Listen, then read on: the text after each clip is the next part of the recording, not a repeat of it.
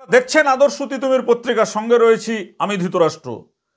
ভণ্ডামি করে পাঁচজনের শ্রদ্ধার প্রশংসা পাওয়ার লোভ আমি কোনোদিন করব না। কাজী নজরুল ইসলাম তিনি কিন্তু এই কথাটা বলেছিলেন। কেন বলেছিলেন?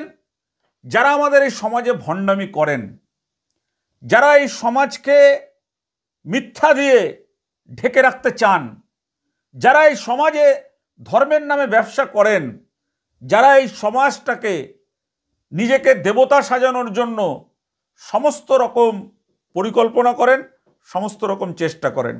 দেখুন, এতদিন আমরা আপনাদেরকে দেখিয়েছি দমদম ভূত মুক্তি কেন্দ্র, ইছাপুর অভয়ধাম, বর্ধমানের কৃষ্ণকালী, তারপরে আপনার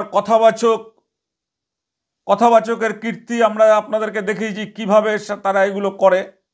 আজকে আমরা আপনাদেরকে দেখাবো, আমরা কয়েকদিন আগে আপনাদেরকে দেখালাম সুখিয়া স্ট্রিটের কালী মন্দির, খুব শোরগোল পড়েছে। কিন্তু আজকে আমরা আপনাদেরকে দেখাবো যে একটা যুবক ছেলে সে কর্ম না করে, এই যে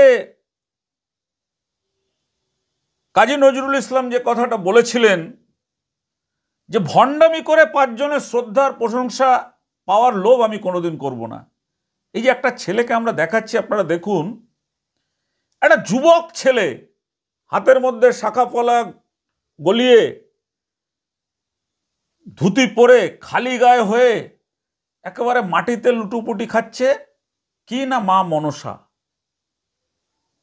আচ্ছা বলুন তো, এরা কি ভুলে গেছে বেহুলা লক্ষিন্দরের ইতিহাসটা, যেখানে মা মনসার কি ভূমিকা ছিল, যেখানে মা মনসা বেহুলা লক্ষিন্দরকে যে লৌহ বাসর করে তাদেরকে থাকতে দেওয়া হয়েছিল, মা মনসার এতটাই ক্ষমতা ছিল তিনি বিশ্বকর্মাকে দিয়ে তার সেই লৌহ বাসরে ছিদ্র রাখতে বাধ্য করেছিলেন।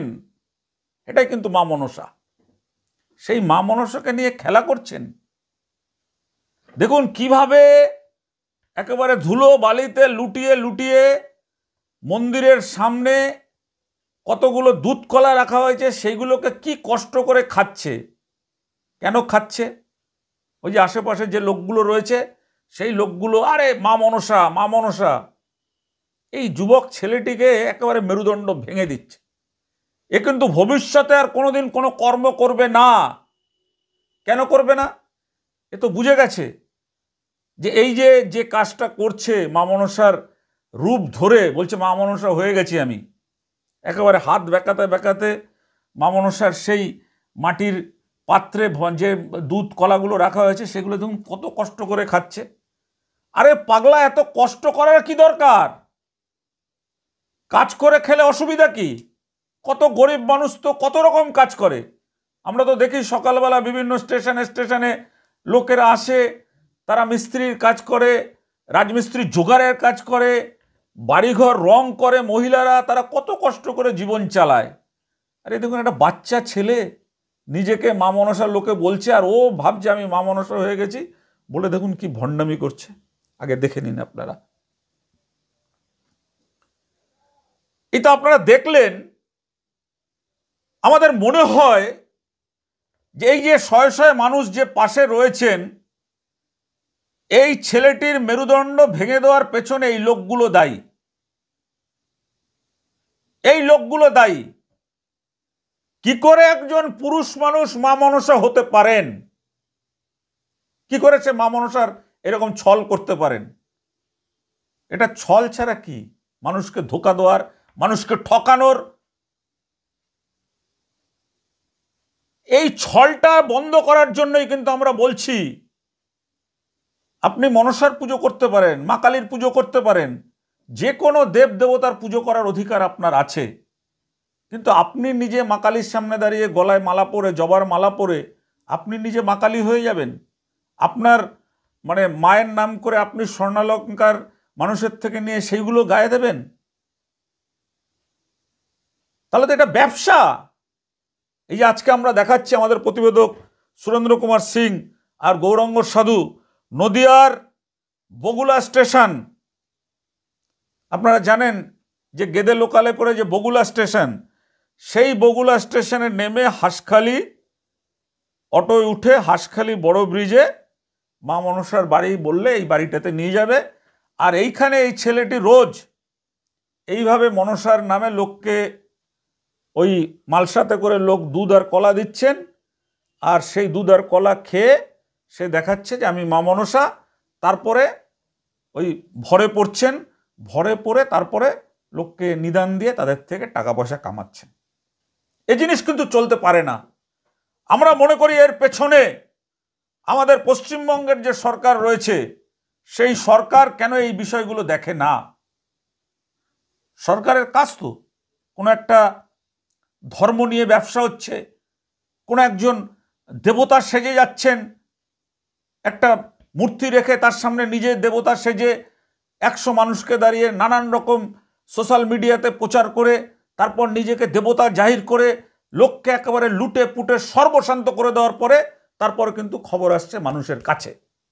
আর সেই খবরগুলো যখন আমাদের মতন এইরকম যারা প্রতিবাদী ইউটিউব চ্যানেল বলুন বা সংবাদপত্র আছে তারা যখন তুলে ধরছে, তাদের নামে ওই কোম্পানির লোকেরা পুলিশ কেস করে, আর পুলিশও সেই কেস নিয়ে তাদেরকে কোর্টে পাঠায়, মানে কোর্টে যাও, কোর্টে দৌড়াও। কেন করে? যাতে খবর বেশি করে আপনাদের সামনে তুলে না ধরা যায়। আজকের দেখুন এইটা তো আমরা আপনাদের সামনে তুলে ধরছি, এই যে বটগাছের নিচে যেটা চলছে, আমরা এইটাকে বলছি ভণ্ডামি, এইটাকে বলছি ছল, এটাকে বলছি কপটতা, এইটাকে বলছি মানুষ ঠকানো। অবিলম্বে এটা বন্ধের জন্য আমরা সরকারের দৃষ্টি আকর্ষণ করছি, সাধারণ মানুষের দৃষ্টি আকর্ষণ করছি যে একটা যুবক ছেলেকে এইভাবে মেরুদণ্ড ভেঙে দেবেন না। তার ভণ্ডামিকে প্রশংসা এবং ভণ্ডামিকে দেবতা আখ্যা দিয়ে তার মেরুদণ্ড ভেঙে দেবেন না। এটা কখনো হতে পারে না যে ওইভাবে অত লোকের মাঝে মা মনসা এসে ওইভাবে মালসায় ভারে যে দুধ থাকছে সেই দুধটা চুমু দিয়ে কিভাবে দেখুন দাঁত দিয়ে কষ্ট করে তুলে খাচ্ছে। এত কষ্টের কি দরকার? কাজ করলে কি অসুবিধা? কর্ম করতে কি অসুবিধা? কর্মই তো ধর্ম। হাতে নাম মুখে কাম।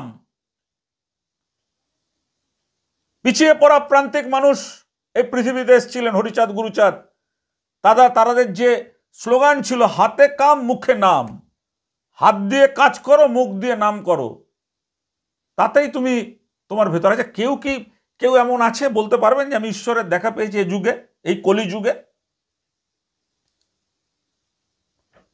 অনুভূতি, অনুভব, মায়ের দেখা, অনুভব, অনুভূতি। আজকের দেখুন সেই খবর আমরা দেখাচ্ছি। আপনারা যদি মনে করেন যে এটা ভণ্ডামি, এটা অন্যায়, এটা মানুষ ঠকানো, তাহলে বেশি বেশি করে খবর শেয়ার করবেন। আর আমরা দেখি যে কোনো ধর্মের খবর করি, একেবারে সাজানো লোক থাকে, এমন এমন কমেন্ট করে, মানে যার সম্পর্কে খবর দেখানো হয় এমন এমন কমেন্ট করে মনে হচ্ছে যেন সে এই যুগের মানে একেবারে কলির কৃষ্ণ বা কলির কালী, এরকম সমস্ত কমেন্ট। জানি না তারা কি পান বা এটা তাদের কি বিষয়, আমরা এটা বুঝতে পারি না। আজকের দেখুন সেই ভয়ঙ্কর চাঞ্চল্যকর খবর আমরা